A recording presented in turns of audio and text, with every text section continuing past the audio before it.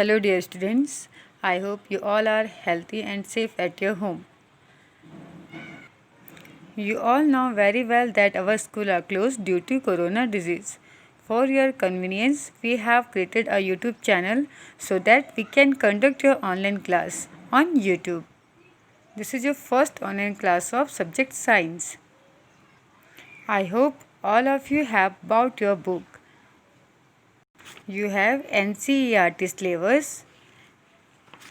And dear students, you have total 18 chapter in your science book, which is started from crop production and management to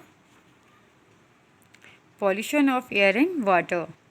So, let's start your online class with chapter number 1, crop production and management.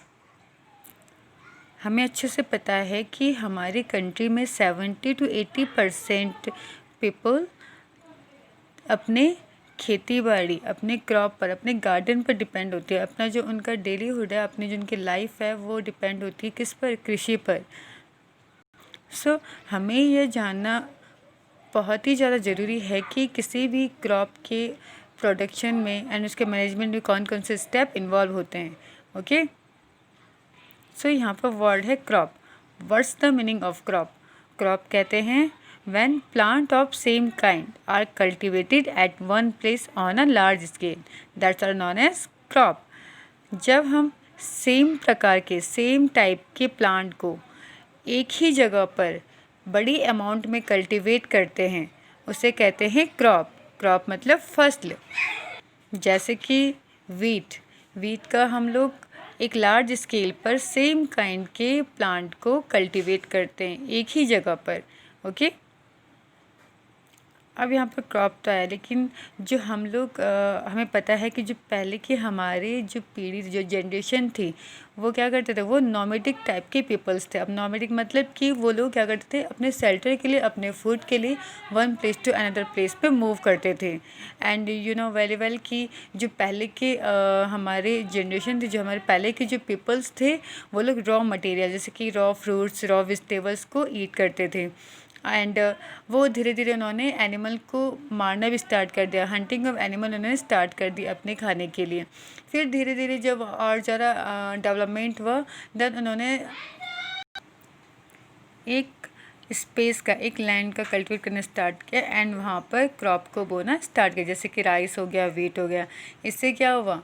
Agriculture का evolution हुआ, agriculture का development हुआ।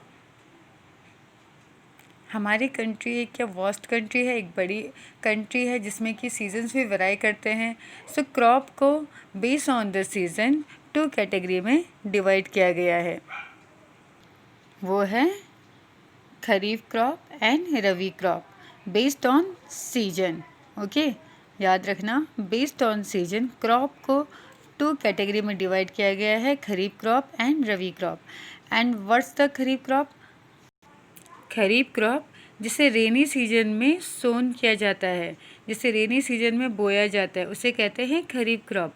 और ये season हमारे India में कब से कब तक रहता है? जून से सितंबर के बीच में। ओके, जून से सितंबर तक। जैसे कि पेडी, मेज़, सोयाबीन, ग्राउंडनट एंड कॉटन, ये क्या किए जाते हैं? इनको बोया जाता है, इनका कल्टीवेशन किया जाता है।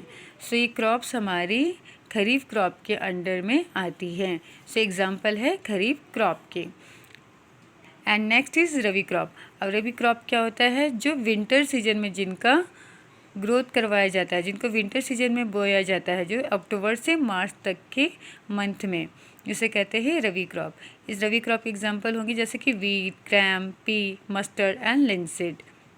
You can see your kharif crop, cotton, मेज़, groundnut, soybean, okay, and paddy. And rabi crop, gram, pea, mustard and wheat. Beside these, कुछ pulses and vegetable ऐसी होती है जिन्हें समर सीजन में ग्रो करवाया जाता है। अब हम लोग इन क्रॉप का प्रोडक्शन तो कर रहे हैं, लेकिन किन बेसिक्स पे कर रहे हैं, किन प्रोसीजर को फॉलो करके कर रहे हैं। सो जो प्रोसेस है, जो हमारे क्रॉप प्रोडक्शन में हेल्प करती है उन्हें कहते हैं एग्रीकल्चरल प्रैक्टिसेस। एक्टिविटीज़ या टास्क जो हमारे क्रॉप प्रोडक्शन में हेल्प करते हैं उन्हें कहते हैं एग्रीकल्चरल प्रैक्टिसेस।